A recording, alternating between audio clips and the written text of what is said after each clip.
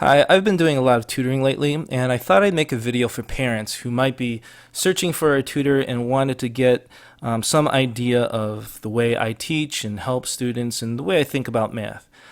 First of all, back when you and I were kids, we probably learned basically through learning the math facts, memorization, and basically learning a procedure. Okay.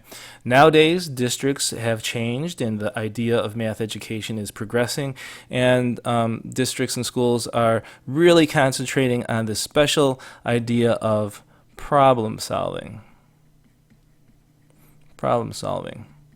And I can go on about the students that I've taught and talk about a lot of the deficiencies that I see that are pretty consistent in what students come out with today. But that's a topic for another video.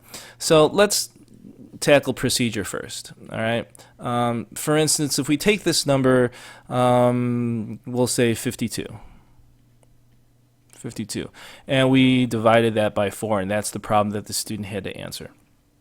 Well, back when I was a student, we were given that number or that problem, and we knew that the 52 goes inside the box. We put the 4 on the outside, and then we do the long division. We do the process. We, manipulate the procedure.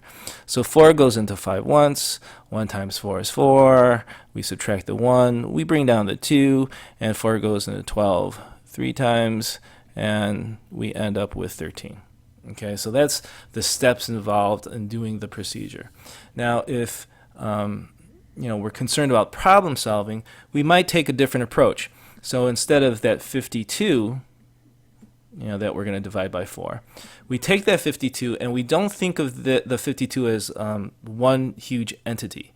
We think of it as a number that we can use and we can break apart and we can manipulate, and we have a different thought of what that 52 means.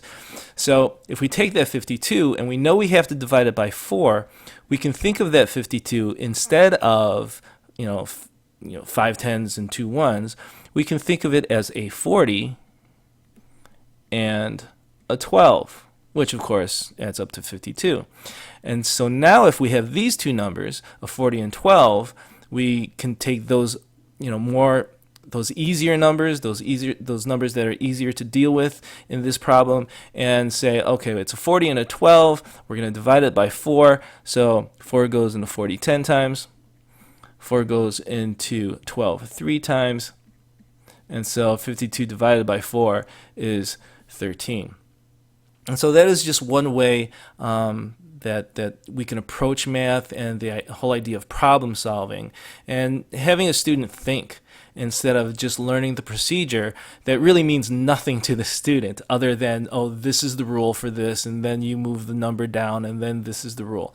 Here is an example of how a student can find a way to think and to problem solve.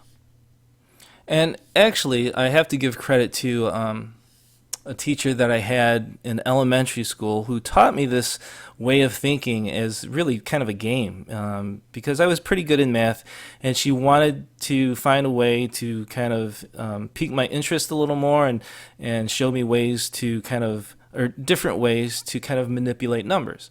And this is also a method used in Singapore math, and I think they call it, if I remember, I think it's called something called number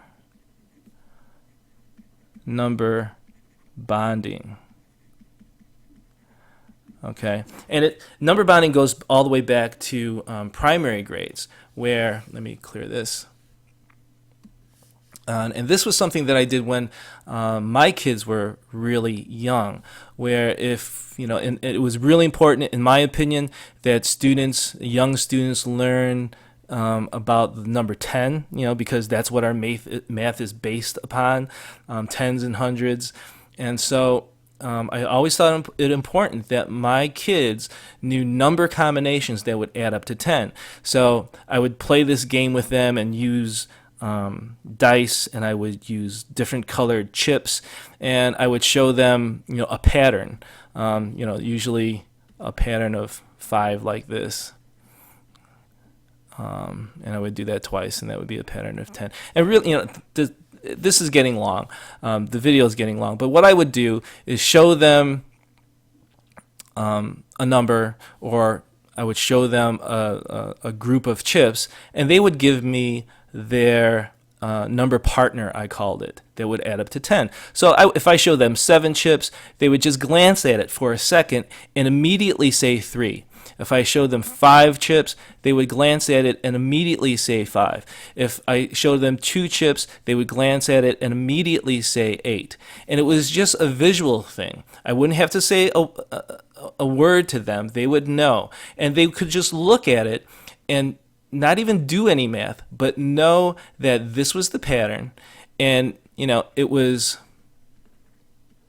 and I showed them this, and I showed them 6, and then right away they would look at it and just reply 4, because they knew that it needed 4 more pieces to get to that magic number of 10.